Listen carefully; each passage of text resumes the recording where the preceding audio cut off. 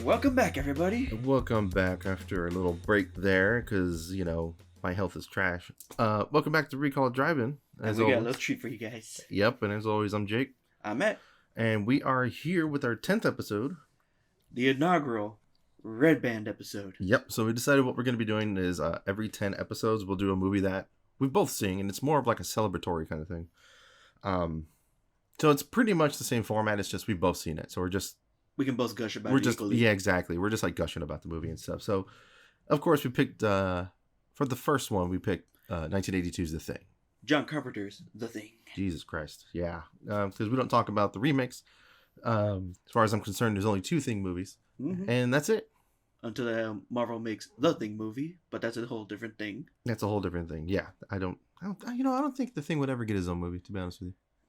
I would like that, but probably not unless he becomes a breakout hit, which he probably will. I doubt he will, to be honest with you. I have very little faith in Marvel. I just like X-Men 97. Holy shit, that's been so good. Mm-hmm. So yeah, we just got finished watching that, and every time I watch it, it's like, God damn. Holy shit, it's just such a great piece of film. One of the greatest horror movies absolutely ever made.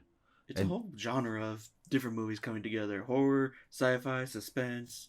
Yeah, all of it. And like I said, it's honestly one of the greatest movies ever made, in my opinion. If not, just in general, period. Not even just the horror genre. It's just so good. Fantastic movie. It's so good. But y'all know us. This is like we always do. We read a synopsis here. Read it, Jake. So The Thing is a 1982 American science fiction horror film directed by John Carpenter from a screenplay by Bill Lancaster, based on the 1938 John W. Campbell Jr. novella Who Goes There? It tells the story of a group of American researchers in Antarctica who encounter the eponymous The Thing, an extraterrestrial life form that assimilates, then imitates other organisms. The group is overcome by paranoia and conflict as they learn that they can no longer trust each other and that any of them could be The Thing. Yeah, so first off, I don't know if you've seen The Thing from Another World. Yeah, I have not seen the original black and white Thing from Another World. From 1951. That movie is fucking awesome. We're probably going to have to watch that because everybody sees this fucking movie. And if you haven't, you have to see it immediately. It's one of those. It's just a perfect movie. It's one of those movies where you literally cannot cut a scene out or else you destroy the movie. Yeah, this movie, you can tell, was meticulously put together. It is just one of the smartest pieces of cinema. Mm-hmm. And suspense, paranoia. Like we said, all that shit. All those different genres. It's very much a masterclass in that kind of stuff. It's one of the few horror movies where it's like no one is acting stupid in order to move the plot forward. Yeah, nobody's doing like the slasher thing. It's like, oh, well, I'm alone and there's all this shit going on. I'm going to go take a shower. Oh, let's go have sex over here. Yeah, away exactly. From everybody. Exactly. Nobody in this fucking movie does anything like that. It's all very grounded. Everybody is very in their right mind in this movie. If anything, they start to lose their mind once the shit starts hitting the fan, which is understandable. Exactly. I really feel like these people do react how any of us would act. Like they would kind of lose their shit. Mm-hmm. Especially Wilford Brimley when his blood sugar drops too low and he destroys the lab. But he has a revolver in one hand and an axe in the other, just swinging around. No one's leaving this place. No one's leaving. Just wailing, man. And honestly, he's the only one acting. I mean, he's right. Like they should. Yeah, exactly. He's going nuts, but he's fucking right. Nobody can leave that base or get out, because if so, the world will get taken over. Exactly. So, yeah. So, on my list of things, pros, practical effects. Oh, of course. But I was gonna go with this, one of the greatest cold opens in history. Because we start with that helicopter chasing that dog. And of course, if you've never seen it, and it's just a straight up cold open. Mm-hmm. No pun intended.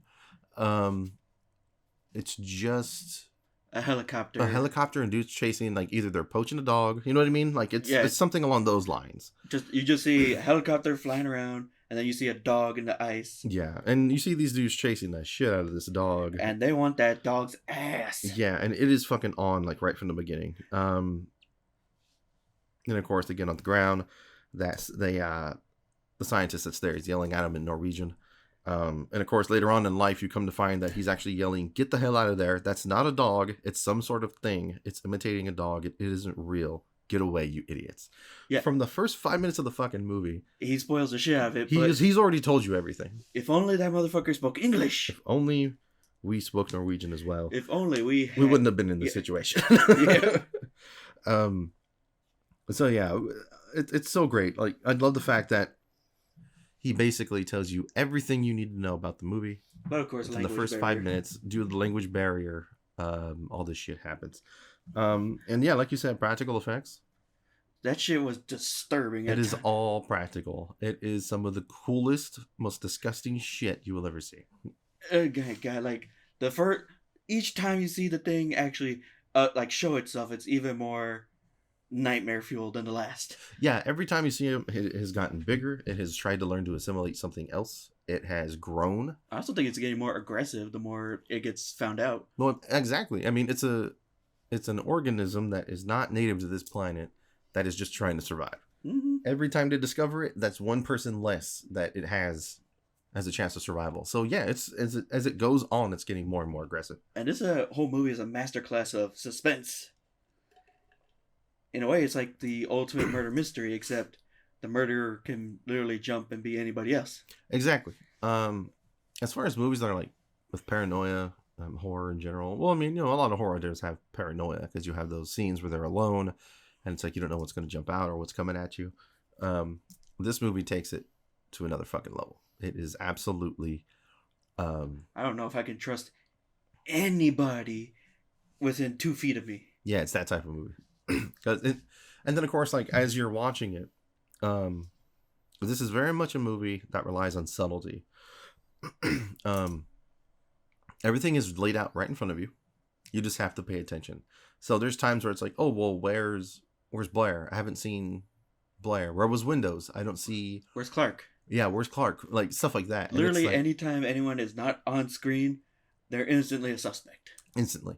And what is crazy is, as the movie goes on, those people that weren't there weren't necessarily there in the first place. Like, they weren't... it turns out they weren't infected anyway. So it's... At the same time, it's making you paranoid of your own thoughts. It's like, can I trust this guy? I've known him for 10, like, what was it? The sheriff? He was like... Oh, like the leader? Yeah. Yeah, I've known him for 10 years. He's fucking gone. He's like, yeah, I've known him 10 years. He's my friend. He's my bestest buddy. It's like, nope, we gotta go burn him. Nope, that motherfucker's gone. Because he was left alone with the body for like 5 minutes. And it was... come back and it was already assimilated. Just like, what the fuck? Yeah. And we gotta give it to Kurt Russell, man. That's like the third thing on the list. It's Kurt Russell and Keith David. You can't go wrong when either one of them are in the movie. Mm-hmm. Especially Keith David, because Keith David, he's also in They Live. That's another John Carpenter flick. And I absolutely love that movie. Actually, you know what? I forgot to ask. Where in John Carpenter's career is this? It's like... Well, let's check it out. Bring up the little discography here, because thankfully... Stop shit, you man. Sorry. So we got Halloween, Dark Star, Escape from New York, Halloween 2, Halloween 3, that fucking cinematic masterpiece that is Halloween 3. The Fog. I can cancel this at any time. I'm the one that edits everything. Big Trouble in Little China. Let's see here. Which one was The Fog? Hold on a second. Why is it not on here? Why is the thing not on this list? This horseshit. Yeah, it's really weird. That's the problem with the thing, is it's an amazing movie, but it never gets the fucking... I don't get why not. It never gets its due. It's fucking horse shit. See, because like I'm looking at his movies, right? Uh-huh. It's not even on here. What? But this is probably his magnum opus. Magnum opum? Opus? There you go. I swear to God, Matt. The English language sucks. You're like, it eludes me, even though I've spoken it my entire life. Exactly. You understand. But yeah, it's directed by John Carpenter, so I don't understand. I guess, is it maybe because he didn't write it or something? Like, I don't know why it's not in his filmography, but it's absolutely a John Carpenter movie. Oh, yeah. So this is 1982, so we're talking Halloween 2, Halloween 3.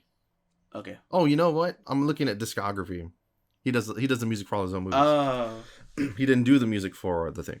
That's what it is. So it goes Escape from New York in 81, The Thing, then Christine. So that's what that is.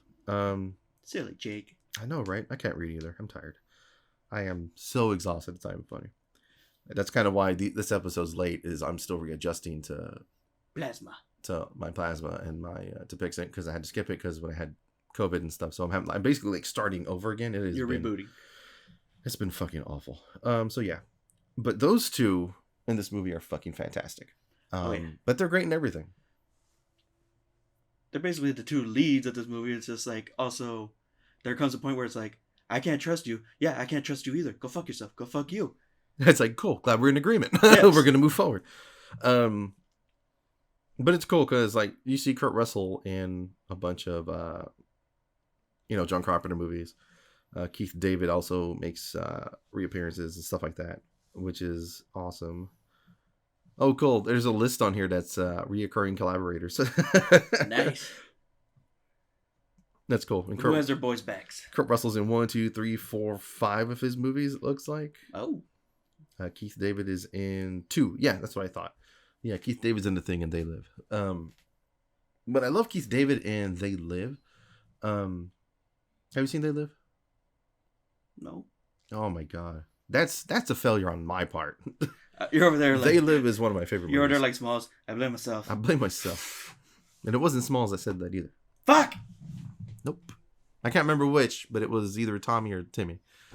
Yeah, but also it was Keith David in this movie who had the best line about like, well, how could you tell if it was me? Like, if it looked exactly like me, like perfectly like me, how would you tell it's not me? Mm-hmm. And which also is correct, but also helps spread paranoia.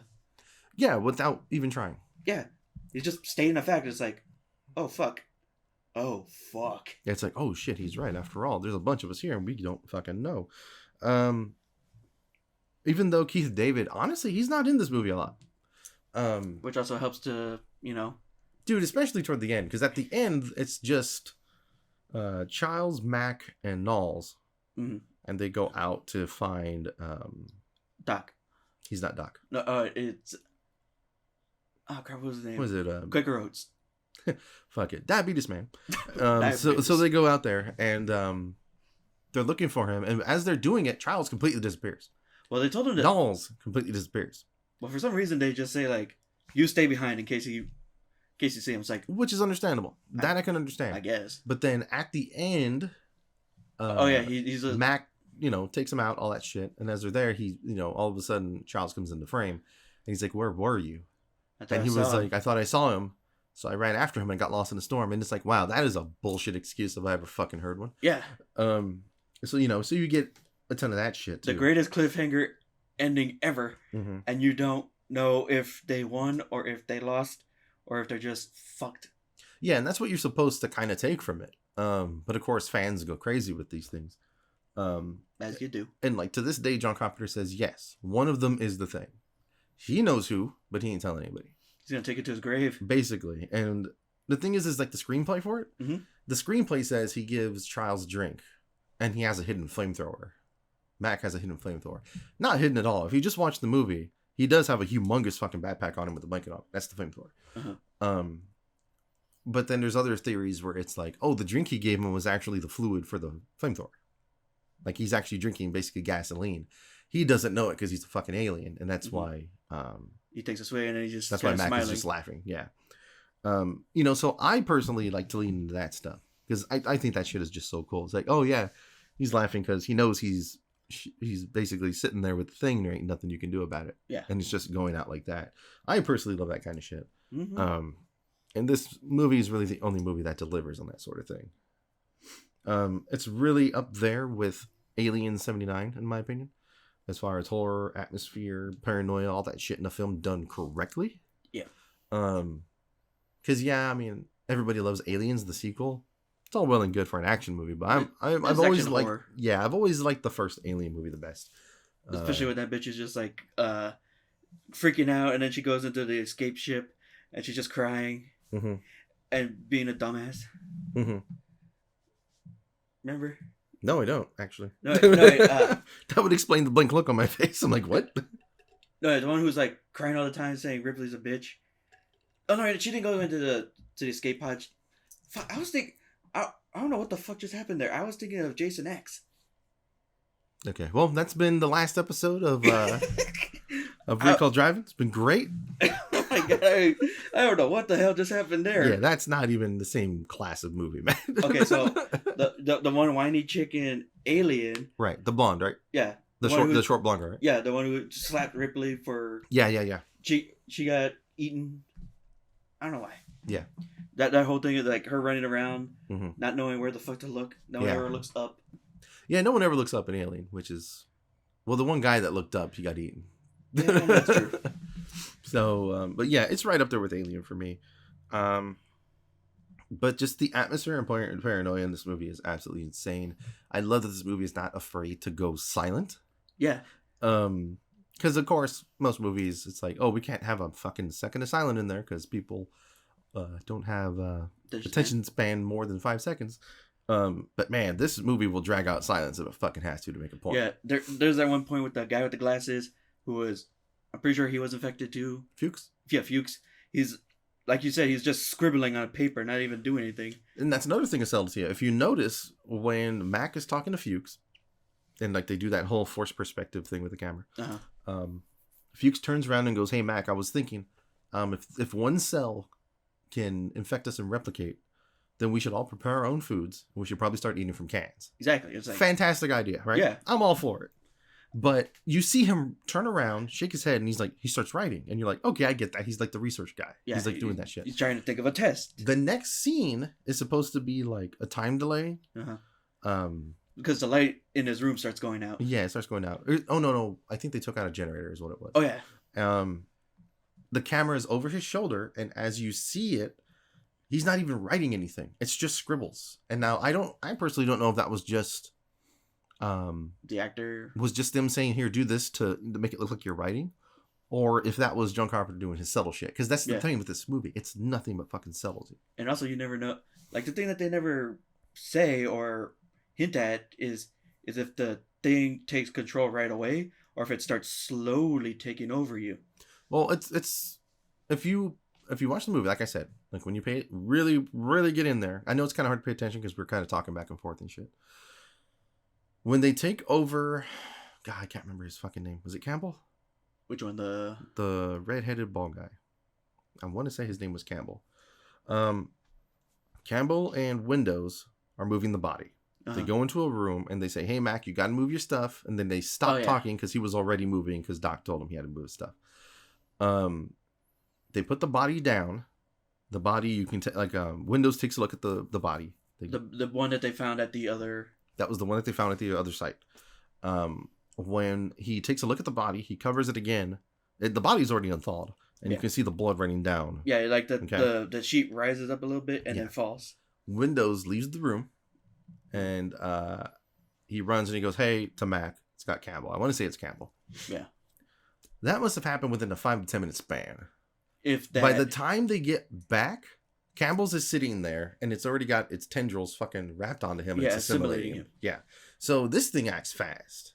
It can go slow if it has to. I'd like to chalk it up to it can go slow if it has to, but in the circumstances that it's in, it does go pretty quick because it's trying I also to survive. think it's probably learning too. Oh, absolutely, it's learning. Because like we said earlier, it's getting more aggressive as the movie goes. All those people in that camp are chances for it to get out of that camp and spread across the planet. Mm-hmm. So it's trying to propagate its species and multiply and shit. Every time one of those people die or it gets caught, that's one less person, one less chance. So it gets more and more aggressive and stuff and faster. Because it had the dog. Sure, it had the dog for a while. Yeah, but a dog's not gonna, like they said in the movie, dog's not gonna make it all the way to civilization. Yeah, like they said. Well, what he was saying, he's like, we should have known it was the dog. A dog doesn't make it that far by itself in the snow. Oh yeah. Yeah, so it's like, fuck. That's all you can say about this movie at the time. And also, let's give big props to that good boy dog. Because that dog was acting its ass off. Man, I don't know who was in charge of that dog's behavior and all that stuff on set, but holy shit. That dog wasn't even acting like a fucking dog. Yeah, it was so stiff, still, not breathing too heavy like a dog would. Yeah, that dog was acting so odd and stiff. Like you were saying, it was very stiff. When it goes into that cage with all the other dogs, how it does, yeah, it does like a very awkward step, looks around, sits. It doesn't even look like at the other dogs or anything. It's just looking straight forward. That damn dog looks uncomfortable, and it's crazy. Like they were able to get a dog to do that kind of shit. It's mind blowing. And then once it's alone, can do its own thing. All the other dogs react like, "Oh fuck, what the fuck is that thing?" It being able, like the tests that they do to actually test themselves to see if it's a thing. Mm-hmm. Like that shit was scary as all hell. Yeah. Yeah. How everybody's like tied up and they're doing the blood test, and what's really funny is like nobody really pays attention to it. They're using the same fucking scalpel on everybody to test for blood. So either way, it's gonna spray. Yeah. Because when they test Windows, he looks Mac right in the face and he takes the scalpel and he wipes it both sides on his pants. And it's like, that's not going to do shit. So it's like, well, and also you said, I didn't notice it until you said something, but everyone's been drinking like whiskey or booze. Everybody share drinks. Yeah. Yeah. They're drinking out of the same fucking bottle. Everybody's sharing drinks. Yeah. So that's also not helping your case. It ain't helping either. So it's like, there's all kinds of like subtle stuff that you're so caught up in this movie that you don't notice. Even like the breathing condensation thing. A lot of people say that you can kind of tell because when they're outside, like certain people don't breathe condensation. But at the end, I mean, it's 82. It's kind of hard to do the effect, you know? Like at the end, even Childs, when he's first talking to Mac, when they're inside that little hutch or whatever, you can tell there's no condensation. You mentioned that before when like a couple of them were all standing together.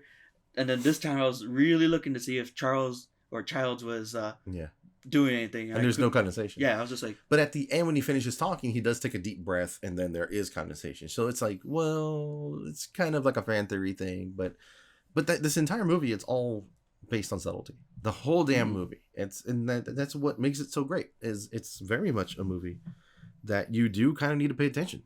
Because things go back and forth so frequently between so many people.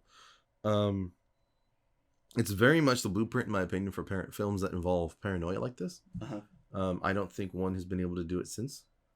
I remember, like, I think it was 2012 or 15. They tried to do a prequel to this movie about the, what were they? The Finland team? Norway. Norway team. The Norway team that first discovered the body. About, like, how they discovered it. And what the fuck happened there. Right. But they did do a thing in that one, which they didn't do in this one, was that in that one, the alien absorbed somebody, but spit out the dude's fillings.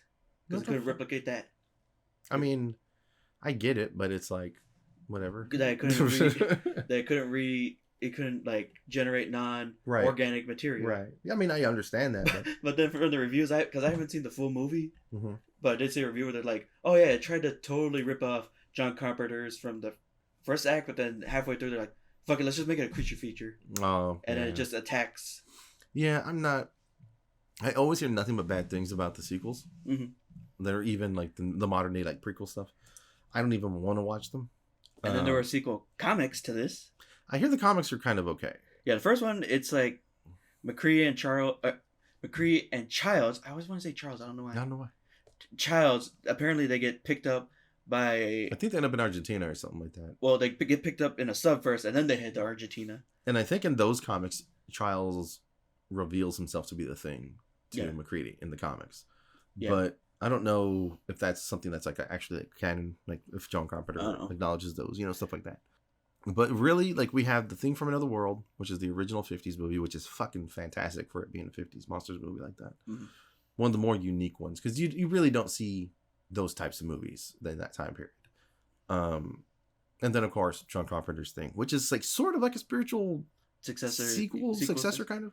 Because, they ended up going back to the Norwegian lab and stuff, and you look around and there's like, there's the block of ice, there's the UFO, there's stuff that's like nods to those movies. So it's one of those things. In the door, probably. Yeah, it's one of those things where it's not officially a sequel, but it's kind of like, well, this just happened, and like it's like the 50s movie happened, then there's like a little bit of a time period, probably like a day or two. Happened. Yeah, it's that sort of thing.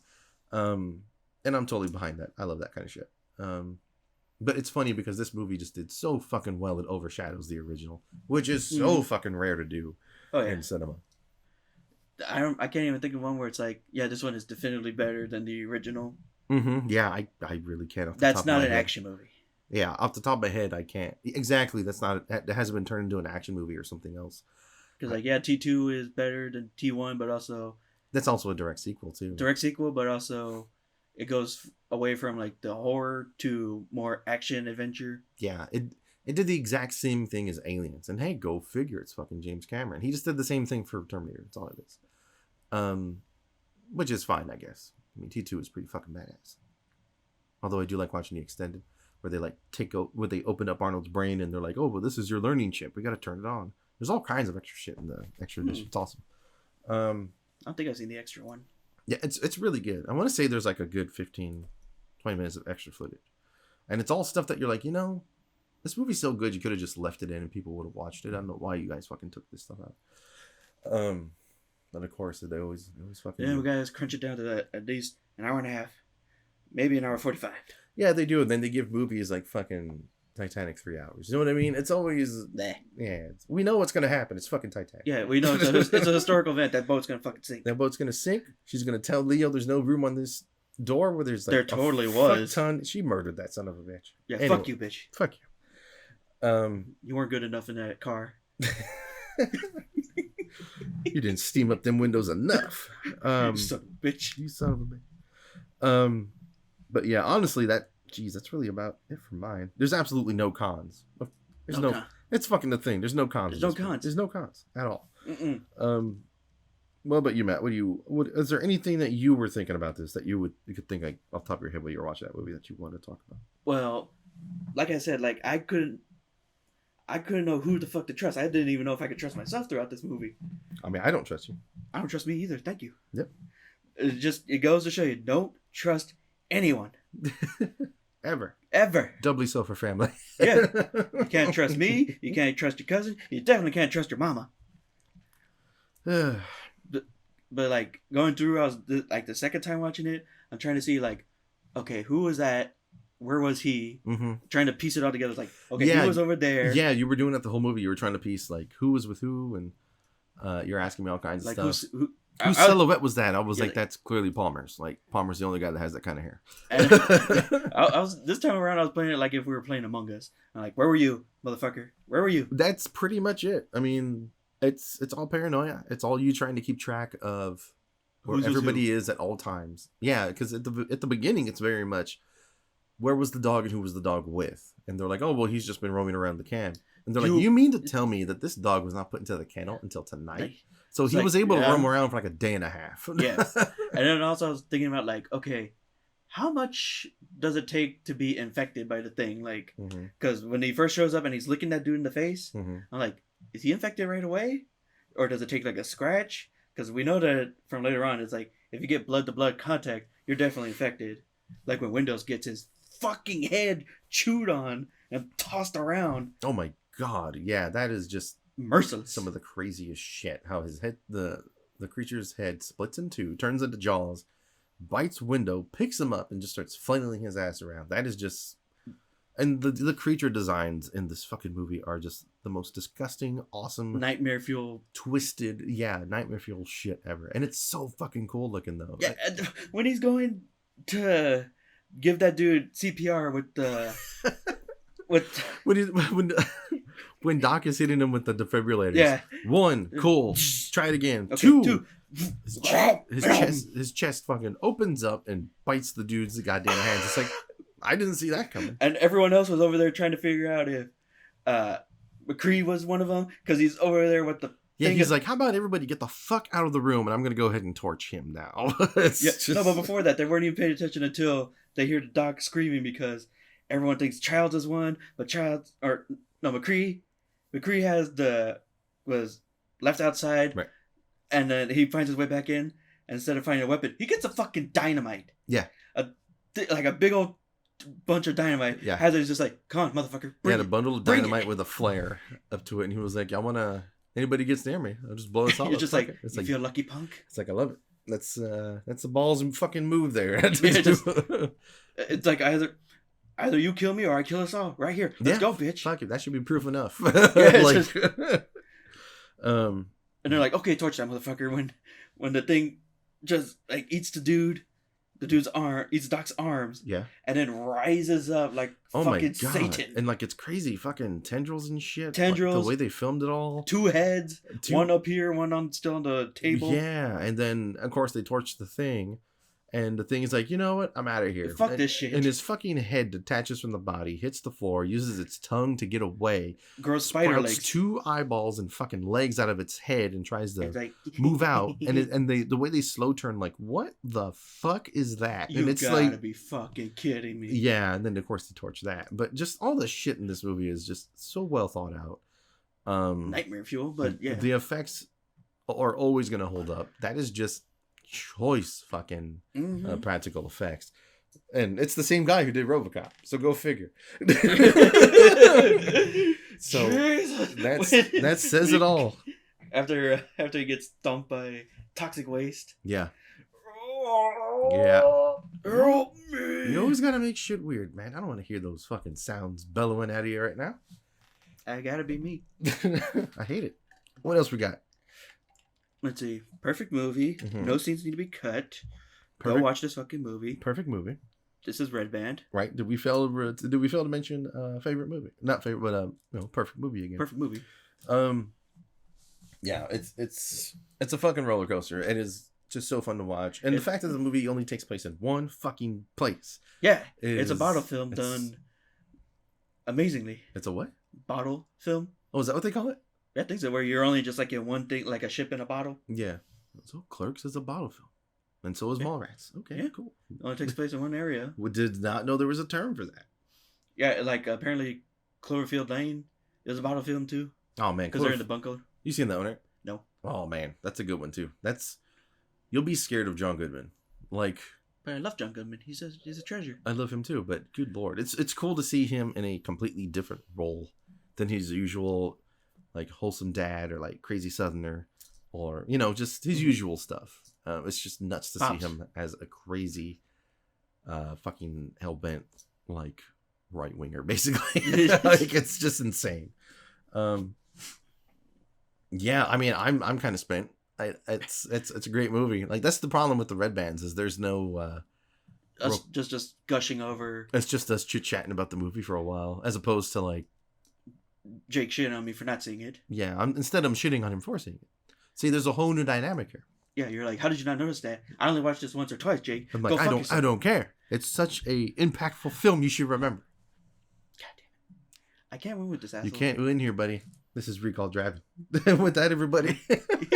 This has been Red Band. This has been Red Band. Episode 11. I actually have chosen the movie without Matt even knowing, so it's gonna be fun. Oh, goody. Yeah. No, don't worry. It's actually my favorite movie of all time. So it's going to be awesome. Blade Runner?